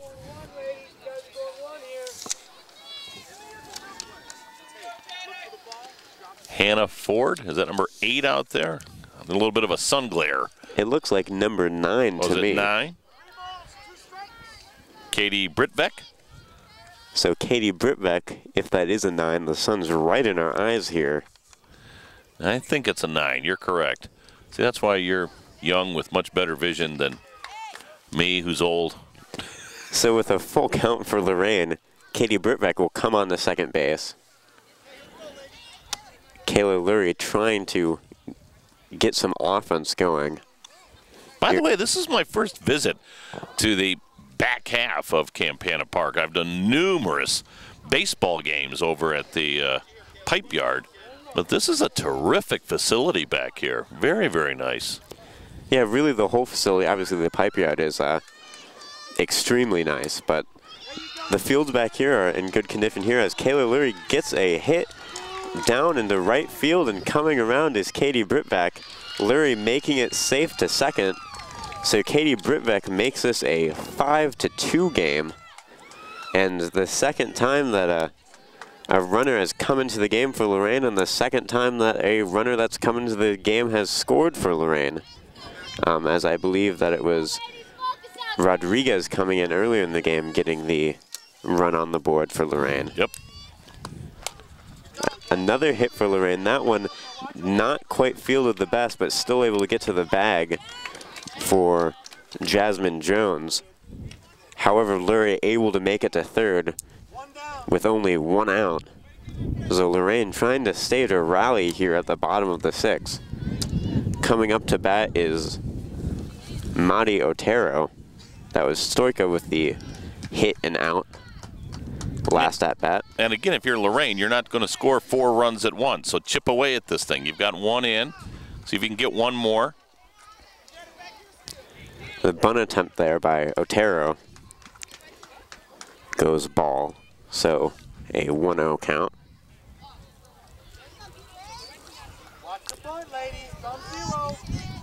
Larry at third.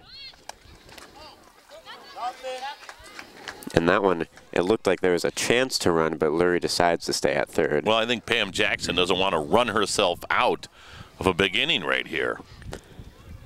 Yes, Got a runner at third with only 1 out. Let's see if you can get a knock and bring her in. Otero with 2 balls, no strikes.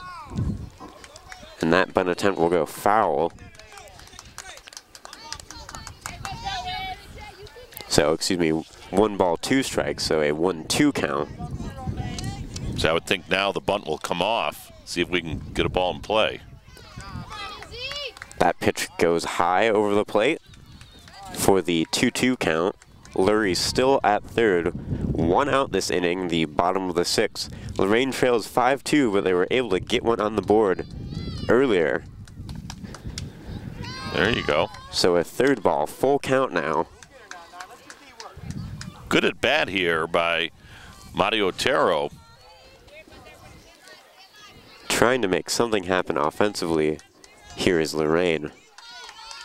The full count, pitch incoming. Low and a walk. Good at bat. And Otero thinks about going to second and does. So Otero is able to make it all the way around the second with 1 out. Looked like Euclid was more worried about Lurie making it home, threw the ball over there. So now Holly Chesnick comes up, 1 out. Runners on second and third. Lorain trails 5-2 in the bottom of the 6th. Well, all of a sudden, the tying run is at the plate. The pitch low and a ball. Chesnick looking for a bunt, trying to get her runners on second and third to advance. So the 1-0 pitch and a good well-thrown pitch there for the strike, making it 1-1. With only 1 out here, though, a lot more damage can be done by Lorain. That pitch wild over the catcher, but runners, obviously under the direction of Pam Jackson, choose to stay. And absolutely. I think you hit it on the nail when you hit the nail on the head, excuse me, earlier when you said there's no reason to risk this kind of opportunity. Good pitch right there by Roberts. That's a tough pitch to bunt. Caught the inside corner. And so 2 strikes here for Chesnick. Likely to see the bunt go away on this pitch.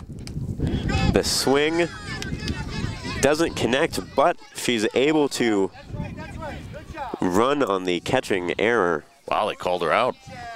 And that could be a controversial call in the eyes of Pam Jackson, because I thought that was likely safe.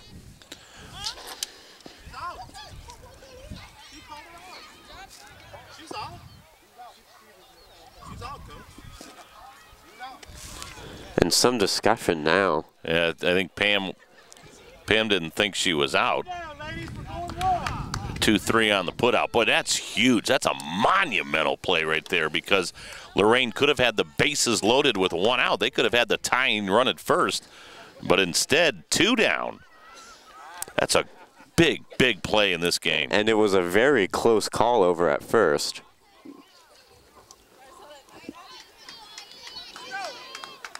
Well, it's up to Evangelica now. Lorain needs a key 2-out hit right here. So 2 outs off the bottom of the 6th. The score is 5-2 in favor of Euclid. Runners at second and third. The pitch low for a ball.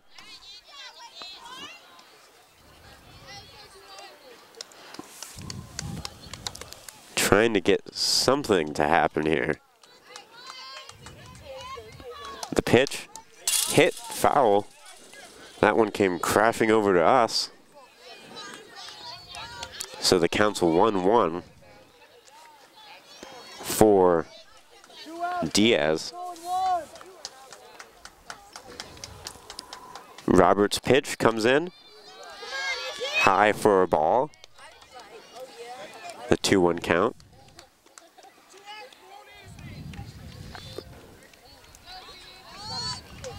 Roberts trying to prevent Lorain from getting anything else this inning. It looked like they were in a prime scoring chance when Holly Chesnick was trying to make it to first. This is the batter right here that Isabella Roberts wants to get, because she does not want to put Diaz on and bring the top of the order back up. There you go. Now you've got the top of the order up with the bases loaded. Well, Pam Jackson couldn't ask for much more right here. 2 outs, bottom of the 6th. Euclid leads 5-2. but the bases are loaded, and the leadoff hitter, Alina Gnizak, is coming up to plate. And how big is the play that Paige Ball made now to throw out the runner at first, Holly Chesnick, after the strikeout? Boy, that's a huge play. And again, it was a very close call at first. And so Euclid huddling in the circle just to make sure everybody's on the same page. But the tying run is on for Lorain over at first base. Diaz represents the tying run. So with the bases loaded, all the pressure's on both Gnizak and Roberts to do well for their respective teams. And this is exciting stuff here on WLCS TV 20. Roberts' pitch, low for a ball. Gnizak taking her time on her practice swings. I would think she's going to take until Roberts throws a strike. That pitch high. She's got to be taken all the way right here. And remember, Gnizak was the one whose wrist was hit earlier by the pitch.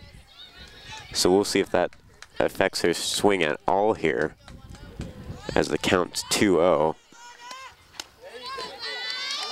Well, she's certainly taking all the way now. 3-0. And Roberts is at risk of bringing a run home on a walk here. The pitch, definitely low, and coming home is Kayla Lurie finally. And Lorain makes it 5-3 here at the bottom of the sixth with 2 outs. Coming up to bat, Angelique Flores. And we'll see what else Lorain can do this inning, already with 2 runs here in the sixth. Roberts' pitch. And that's a strike. Catcher lost it, but able to regain it quickly.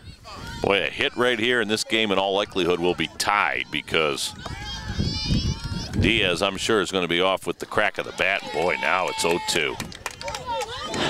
Well, Flores with the 0-2 count, trying to get just a little bit more offense for Lorain here in the sixth. They already brought in 2 runs, their best inning offensively in the entire game.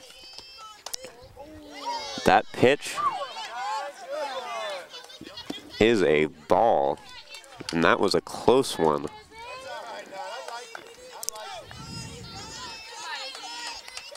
The 1-2 count, pitch incoming, high, runners stay. The 2-2 count now with 2 outs, bottom of the sixth, score 5-3 in favor of Euclid. Flores at bat for Lorain, Roberts on the mound for Euclid. The pitch, the hit by Flores, fielded and thrown to first for the out. So Lorain is able to put 2 runs on the board, but they're still down 2 late in this game. We'll be back with 7th inning action here on WLCS TV 20 after these messages. Jenny, Jenny dear, don't forget my dress for the fashion show. We want to look my best now. Jenny, we started our book report. Here's the cover. Yeah, now all we need is a beginning, a middle, and an end. Jenny dear. Hi, honey.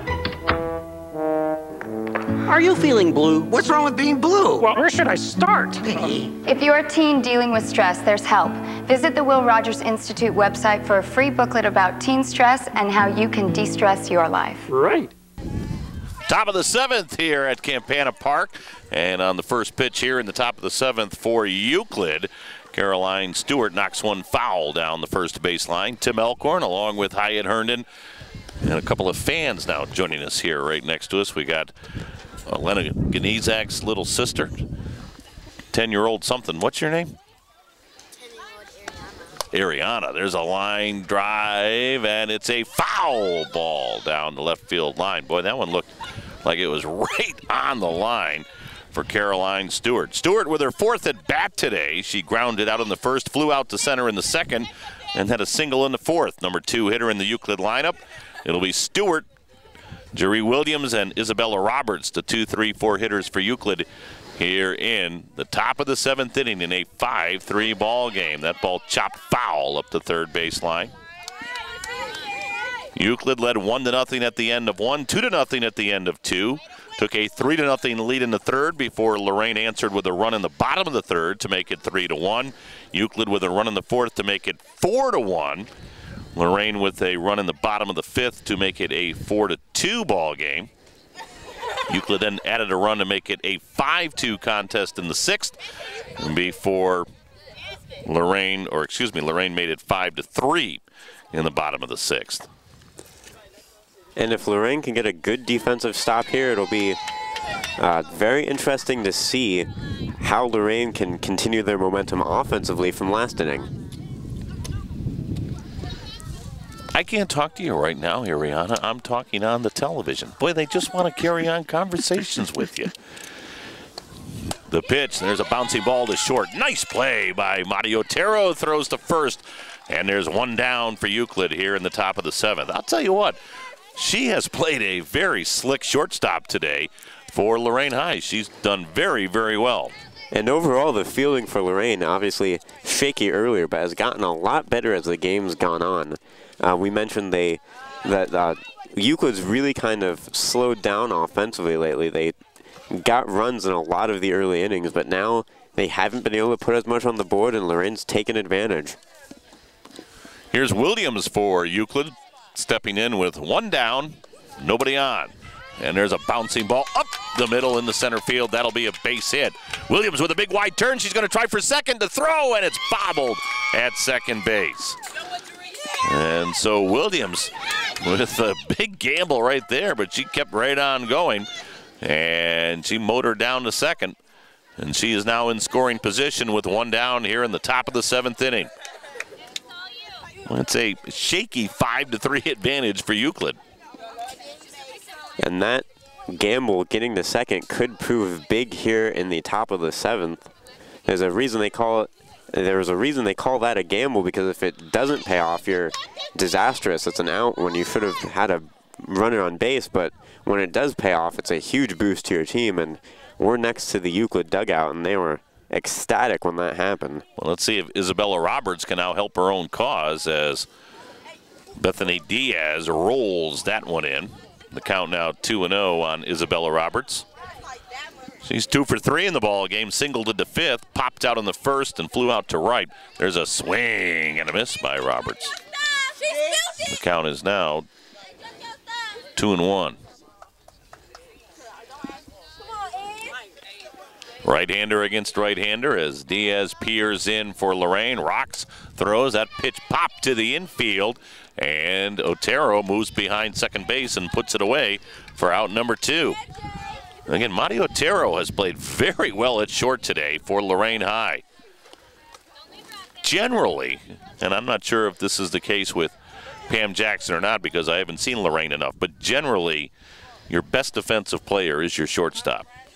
So there's something about Madi Otero that they've got her at short for a reason. Here's Jalen Steele. She pops one up to first. The catch is made, and that'll do it for Euclid here in the 7th. So they get a base hit but strand a runner. And so let's see if Lorain can rally. We head to the bottom of the 7th. Lady Titans down 5-3. They need 2 to tie, 3 to win it. Can they do it here at Campana Park? We'll find out after this as you're watching Lorain Titan Lady Softball action on WLCS TV 20, Lorain City Schools Television. One visual, and you have the lead on the right. You got the lead on the right. Sights on. Left 9 now. Nothing else. You got the airspeed on me. Visual. Oh, there you are. Darn, I was hoping you wouldn't see me. It's my turn to gun track. Let's do that one again. Okay? Just in case you didn't catch the number the first time. Well, Lorain High trailing this one 5-3 as we head to the bottom of the 7th. We'll send up the heart of the order. 3, 4, 5 hitters. Riley Butler, Marissa Ickner, and Kayla Lurie to face Isabella Roberts for Euclid. And the first pitch to Riley Butler is inside for ball 1. Riley looking for her first hit today. She's 0 for 3 in the ball game. Has struck out twice and popped out. Next pitch, a swing and a miss. Count evens up at 1-1. Tim Elkhorn, Hyatt Hernan here at Campana Park. Euclid has led throughout. Lorain trying to rally, down by 2 in the bottom of the 7th. There's a called strike, and the count evens up at 2-2 on Riley Butler. If Lorain can get a runner on, they'll have the tying run at the plate. Trailing by 2. Next pitch, foul tipped at the plate. Butler keeps the at-bat alive. Pam Jackson coaching in that third base box. And Lorain did a good job offensively at the bottom of the 6th. We'll see how that carries over. A lot of the same hitters coming up. They made their way around the rotation. And it was Lurie and Ickner who started the rally last time. We'll see if they can do it again once Butler's either on base or out. 3-2 offering. Skips in. Actually, that was a 2-2 pitch, my bad. And now we're at 3-2 on Riley Butler. And by the way, this is the first opportunity I've had to do some sportscasting on WLCS TV 20 since the official announcement was made that John Rossitano will be named has been named the boys' head basketball coach. Pitch up high, ball 4, and Butler has the leadoff walk.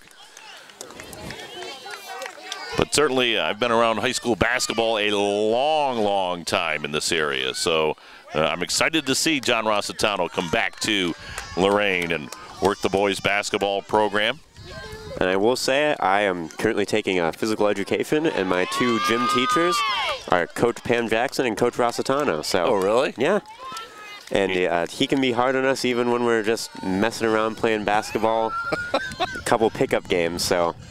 First pitch to Ickner is a called strike. Next pitch is popped into the back of the infield, and there's a collision out there between the second baseman and the center fielder, and now they throw to first, and they double up Riley Butler. Oh, boy. So Ickner pops out, and then they throw to first and double up Riley Butler. And that is going to severely hurt Lorain's chances here in the 7th. Well, they are now down to their final out in the form of Kayla Lurie. And the first pitch to Lurie is a called strike. Well, John Rossitano is a quality person and a tremendous coach. So I think good things will happen with the Lorain boys basketball program. Really excited to hear that news. And they show a lot of promise. A lot of their better players last year were freshmen or sophomores. So really the future is bright for Lorain boys basketball. 1-1 the count on Kayla Lurie. The pitch. Lurie was able to lay off as it sailed high. The count now 2-1 to the Lady Titans second baseman. She's 1 for 3, had an RBI single in the 6th. Isabella Roberts rocks, throws a swing and a miss. And Lorain is down to their final strike. 2-2 the count on Kayla Lurie. 2 down in the bottom of the 7th. Lorain down by 2, 5-3. Roberts rocks, throws, pitch high and away.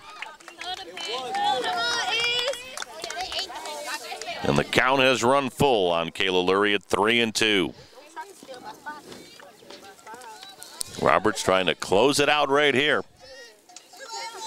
Looking into Paige Ball, her battery mate. And the pitch. There's a line drive. And it's base hit into left field, and then it gets by Tiara Molson. Rounding first is Lurie. She will go to second. She's going to dig for 3. The throw in. Not in time. It's offline. And now Pam Jackson will send her home, and Lurie will score. And it's a 5-4 ball game. And just like that, it looked like it could have been over for Lorain, the full count. Lurie takes a swing and cracks that one all the way to between left and center field, and an inside the park home run for Kayla Lurie. She started it in the 6th, and let's see if she starts it in the 7th as well. Boy, how huge is that double play now? 5-4 as Mackenzie Stoika steps in and swings and misses at the first pitch for strike 1. Next pitch inside as Stoika steps out of the way, evens up the count at 1-1. 5-4. Lorain has pulled to within 1. 2 down here in the 7th. The pitch to Stoika, a swing and a miss. Stoika 1 for 3 in the ball game. Struck out in the 2nd, singled in the 4th, grounded out to 1st in the 6th. 1-2 the count. The pitch, a swing and a miss for strike 3, and that ends the ball game. Roberts closes it out by striking out Stoika. Roberts finishes up the ball game with 11 Ks. And Euclid hangs on to win this one by a final of 5-4. Euclid sweeps the regular season series, and their record with the win is now 10-6. Lorain with the loss drops to 7-12. Are we going to do a quick wrap on this one, Joe, or we're just going to wrap it up right now? So that's going to do it.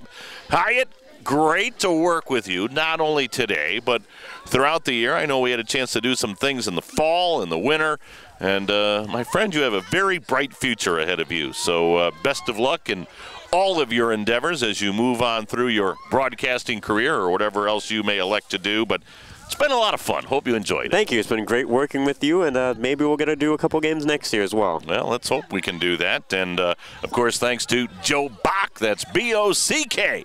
WLCS TV 20, Lorain City Schools Television. Biggest thanks goes to you, the viewers. Hope you enjoyed it. Good game, fun game. Euclid hangs on to win it by a final of 5-4. So for Hyatt Herndon, I'm Tim Elkhorn saying once again, thank you so much for dialing in. And until we meet again, from Campana Park in Lorain, so long, everybody. This has been a production of Lorain City Schools TV 20 WLCS. To purchase a high-quality copy of the program you just viewed, please call Lorain City Schools Television at 282-8400.